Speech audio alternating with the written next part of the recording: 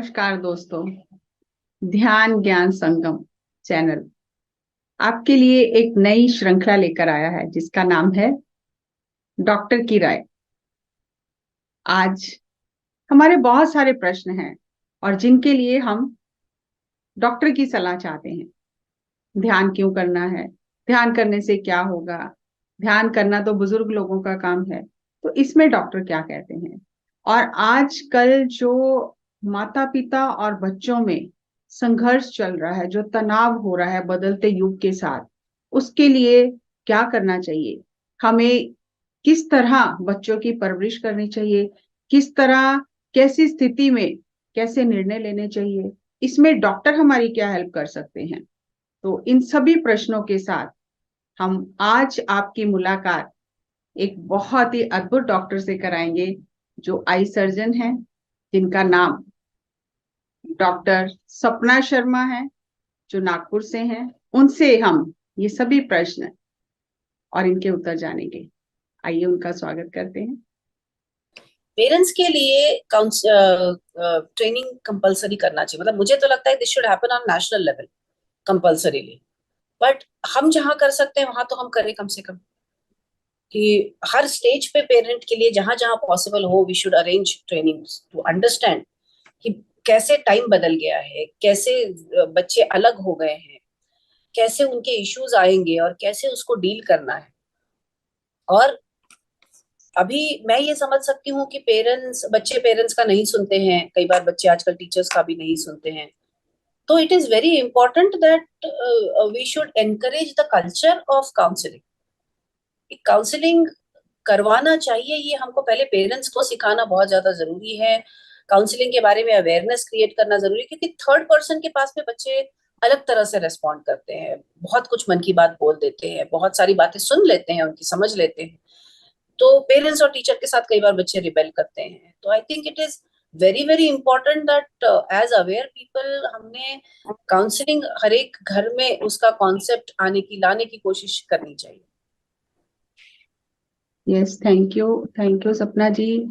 बहुत अच्छे से आपने बताया कि कैसे डील कर सकते हैं हम इन चीजों को, और हमें हर एक को अपने लेवल पे प्रयास करना चाहिए। चाहे हाँ जी, सॉरी, मुझे ये लगता है कि या तो हम कंप्लेन करते रहे कि सारे सिस्टम्स कितने खराब है, पेरेंट्स ऐसे हैं, बच्चे ऐसे ये है, या तो भाई मुझे लगता है कि even if we can help one person at a time that should be our. करते रहो जब तक हमसे हो सकता है, क्योंकि कंप्लेन करके तो हमने कुछ हासिल नहीं करना है। Yes, Meenu, any other question? No, I genuinely want to say thank you to ma'am, thank you to you, Jassi Didi, Jaswinder ma'am, for giving us a platform कि जहाँ से हम as a teacher बहुत कुछ सीख सकते हैं, क्योंकि थैंक हमारे को भी ना एक सही दिशा मिलनी बहुत ज्यादा जरूरी है। Thank you. तो I owe a big thanks to you, ma'am. Highly indebted. You have given सपना us a ma'am, very good vision, ma'am. इसके खुद के दो बॉय हैं और वो भी टीन एज में हैं। एंड यही बस सब मेडिटेशन और सब ये चीजें समझ कर शी इज ऑल्सो डूइंग, कि एक तरफ तो इतने बच्चे हैं और एक तरफ अपने बच्चे हैं, तो बहुत सारे क्लैशेस होते हैं घर में भी। जी जी जी, बिल्कुल बिल्कुल बिल्कुल। और बच्चे मेरे बचपन नेगेटिव चीजें बहुत जल्दी कॉपी कर लेते हैं।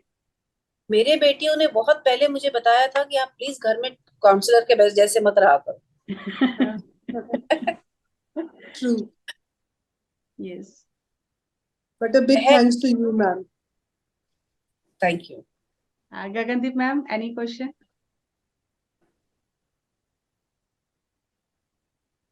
अनम्यूट ही हो आप।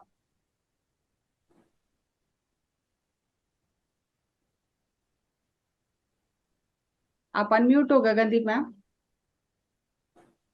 इनका कोई नेटवर्क इशू आ गया होगा। हाँ, नेटवर्क इशू है। हाँ, सपना जी, आप कोई ऐसा शेयर कर सकते हैं अपनी रियल लाइफ का स्टोरी, जैसे कैसे ये जो अट्रैक्ट किया ये वर्ड आपको, आप मिस इंडिया भी बनी और उसमें भी गई, एयर होस्टेस भी बनी, और फिर मेडिकल में भी इतना, आई सर्जन भी, इतने मल्टीपल चीजें कैसे कर ली आपने? देखिए, मुझे लगता है कि एक व्यक्ति एक ही चीज के लिए बना नहीं होता है। उसके अंदर बहुत सारे अलग अलग तरह के डिजायर्स होती है, अलग अलग पर्सनालिटीज होती है। हाँ मैम जी, मेरा ਹੁਣ ਮੈਂ ਥੋੜਾ ਪਰਸਨਲ ਆ ਗਈ ਸਕੂਲ ਤੋਂ ਘਰ। ਇਹ ਜਿਵੇਂ ਮੈਮ ਵੀ ਮੇਰਾ ਛੋਟਾ ਬੇਟਾ ਹੈ ਨਾ, ਉਹ ਟੀਨੇਜਰ ਕਹਿ ਸਕਦੇ ਆਪਾਂ, 19 ਸਾਲ ਦਾ। हिंदी हिंदी। नहीं, मैं सॉरी समझ रही हूँ, समझ रही हूँ, जो नहीं समझूंगी मैं पूछूंगी। सॉरी मैम, है ना। तो वो जैसे मतलब 19 साल का है, +2 किया, तो +2 तक मेरे पास रहा, brilliant, 94% without tuition, non medical. तो CSE में एडमिशन हो गया। तो जब वो उधर गया तो एकदम ट्रांसफॉर्मेशन हुई कि वो स्पिरिचुअलिटी में आ गया। पहले गुरसिख था, सिख फैमिली से हूँ। तो अब वो क्या करता है कि वो खोज ही सारा दिन गुरु साहबान की करता है, गुरु ग्रंथ साहब की करता है। गुरुद्वारा साहब में जाने का शौक बहुत हो गया, तो वहां जाके मेडिटेशन करता है 20-25 मिनट, क्योंकि मेडिटेशन मैं भी करती हूँ तो उसको सिखाया हुआ है। तो सुबह को जैसे उसने खुद ही रूटीन बना लिया। तो मैं इतनी नहीं हूँ वो कि सिख फैमिली के बहुत हूँ कि मतलब ऐसे ही होना चाहिए, बाल होने चाहिए या कुछ भी जो भी होता है। तो वो एकदम यू टर्न मार गया। तब CSE में उसका मन नहीं लगता, है ना। वो बोलता है कि मम्मी वो जो बोलते थे ना आपके 93% आने चाहिए, 94, वो कोई मैटर नहीं रखता, वो अब मेरे को पता चला है ना। पढ़ रहा हूँ, पास मार्क्स लेके आऊंगा, वो मत चिंता करो कि मैं फेल हो जाऊंगा, फेल भी नहीं मैं होऊंगा। लेकिन अब मेरे को मार्क्स का मत बोलो, तो वहां मैं चुप हो जाती हूँ। कि जैसे वो आ रहा है कि हस्बैंड भी टीचर है, तो समझ रहे हैं, हम उसको बहुत डीप से समझ रहे हैं। जैसे मेडिटेशन में भी जो इसकी सोल प्लान है, ठीक है।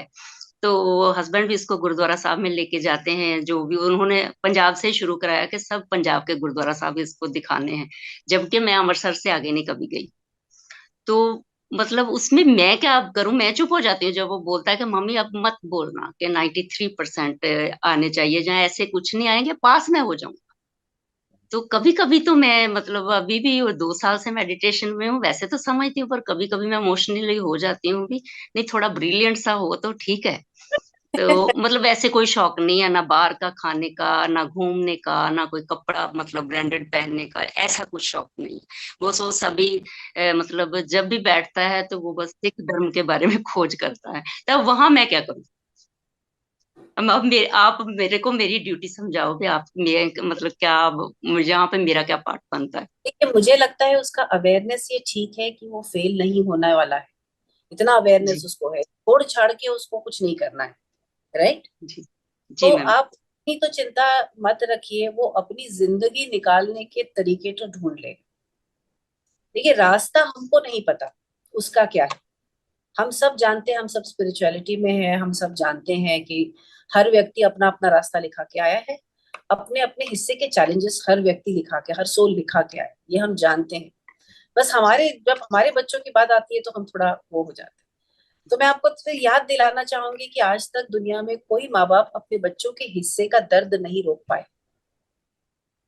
आपका काम वहां पे, आपकी स्पिरिचुअल ड्यूटी ये रहेगी कि अगर उसकी लाइफ में प्रॉब्लम्स आते हैं तो उसको सपोर्ट देने के लिए आपको खड़े रहना, ये आपकी जिम्मेदारी है। लेकिन उसका रास्ता आप नहीं रोक सकते। मुझे ये लग रहा है कि हो सकता है कि ये एक फेज है, और अपने एक्सप्लोरेशन करके ही विल गेट बैक टू इस फेज, जो भी होगा।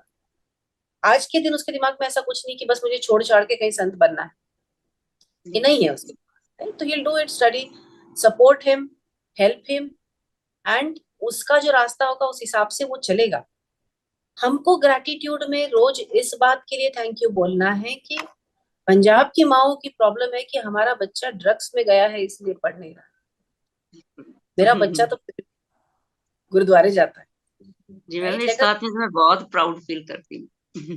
तो जब कभी आपको मन में थोड़ा डर लगे या आपको लगे कि कुछ और होना चाहिए, तो मुझे लगता है कि gratitude is the best thing to do at that time.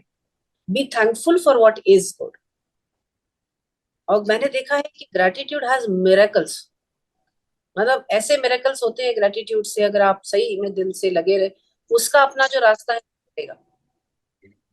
दोस्तों, आज हमने डॉक्टर सपना जी से कुछ प्रश्नों के उत्तर जाने। अभी बहुत प्रश्न बचे हैं। मैं आशा करती हूँ कि इससे सबको बहुत मदद मिलेगी, स्वयं को जानने में, बच्चों को जानने में, और इस समाज को सुधारने में। क्योंकि जब तक स्वयं को नहीं सुधारेंगे कुछ भी नहीं सुधरेगा। अगली कड़ी में फिर डॉक्टर सपना जी के साथ मुलाकात करेंगे नए प्रश्नों के साथ। तब तक आप इस ज्ञान को आत्मसात करिए और आनंद से अपना जीवन जी लीजिए। नमस्कार, धन्यवाद।